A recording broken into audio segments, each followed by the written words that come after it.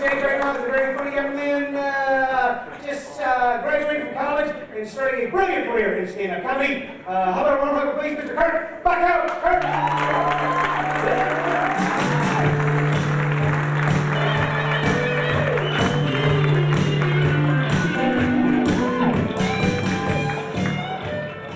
Thank you, folks. I don't know what's up with my shirt either. Glad you guys seem like you're in a good mood. I'm in a great mood myself. I finally fully recovered from a pretty nasty sunburn. My face and neck just got torched and just messed up even more so than usual. But dealing with sunburn sucks. You know, they hurt and they peel and they flake, and nothing good comes up of them. But I did write a joke about it, so maybe you can laugh at my pain. Heartless bastards. Okay. Here goes. If you go outside and forget to put sunscreen on, you might be a redneck. Thank you.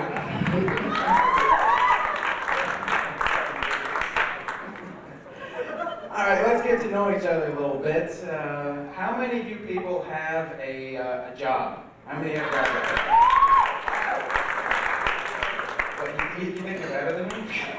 Just because you have skills or qualifications that someone else is willing to pay you money for, so you can buy stuff like food. Does anyone else not have a job?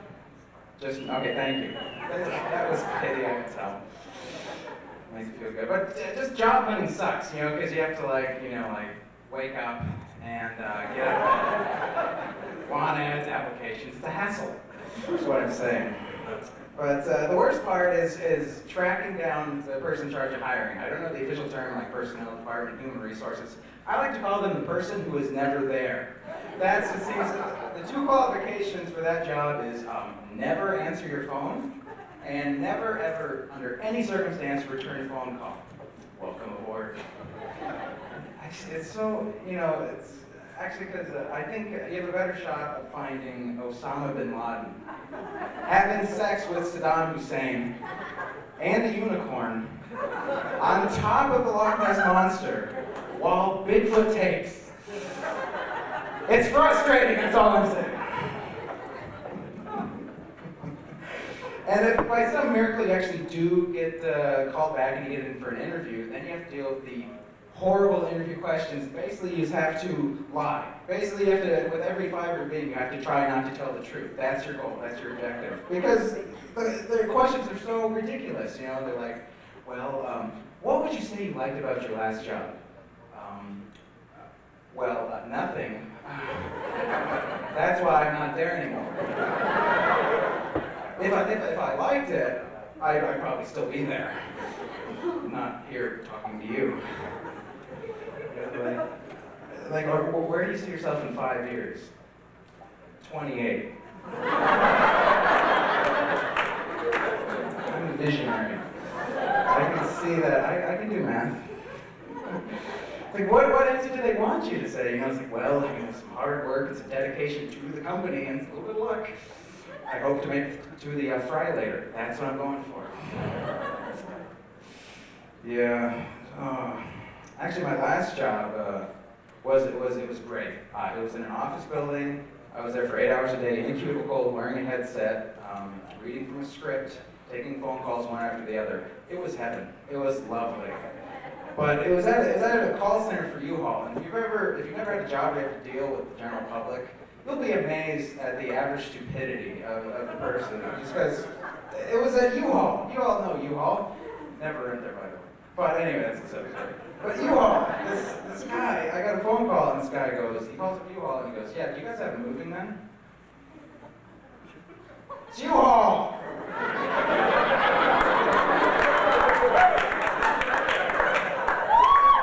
It's not we-haul! You-haul!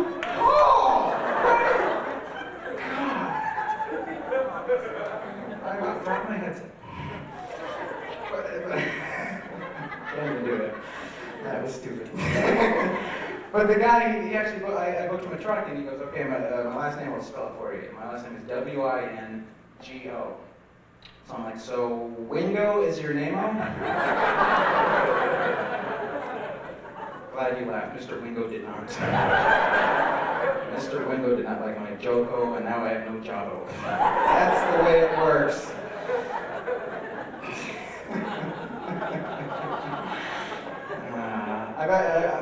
I should just go do some community service. I did some last summer. I went to go volunteer at the YMCA because, well, the judge told me I had to.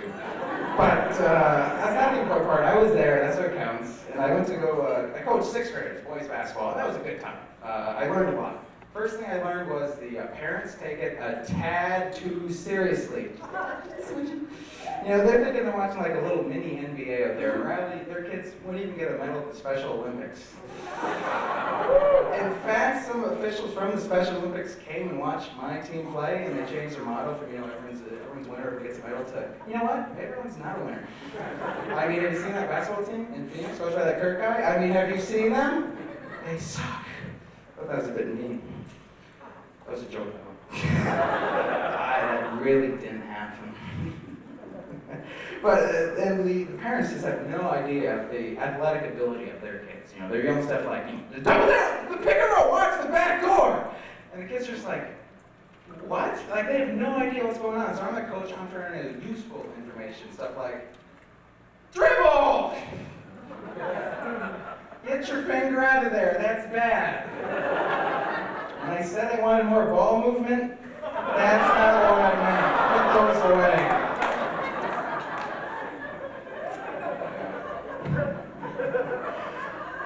I also found out some of the other coaches actually drafted and scouted like specific players. I showed up, I was unaware, so I got all the leftovers. You know, so the other team, they're as tall as I was. And my kids had the, I'm gonna put this delicately, they had the skill level of like a drunken monkey with 3 fingers.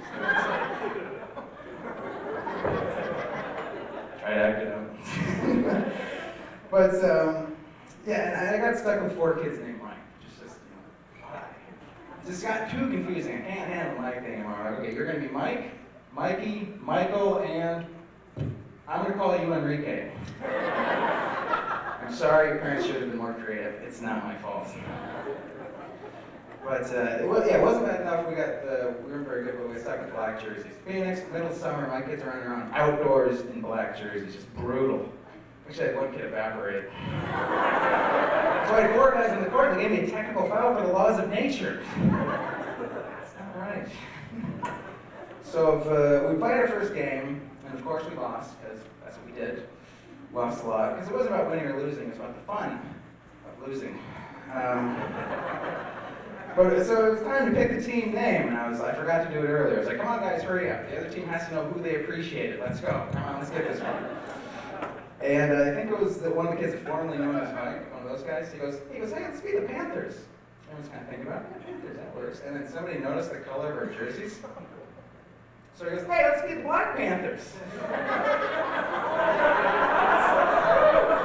Actually, guys, I don't think this is a good idea. Oh, she said it could be anything we want. We want anything. Fine, the Black Panthers. So there it was. I was the leader of the Black Panthers.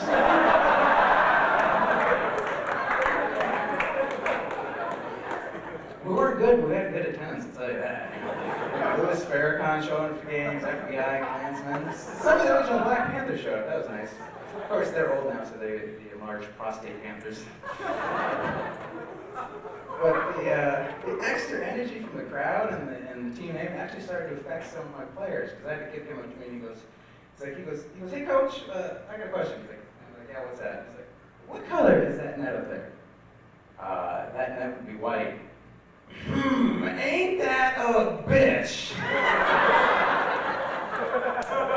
The thing that, I don't know, that we're supposed to be shooting for, and it's our goal, and the thing that is always above us, that just happens to be white. Is that just another conspiracy to keep us down? You're redheaded kid with freckles. Why are you talking like that? Stop that right now. That's where I'm going to stop talking, folks. Thanks a lot.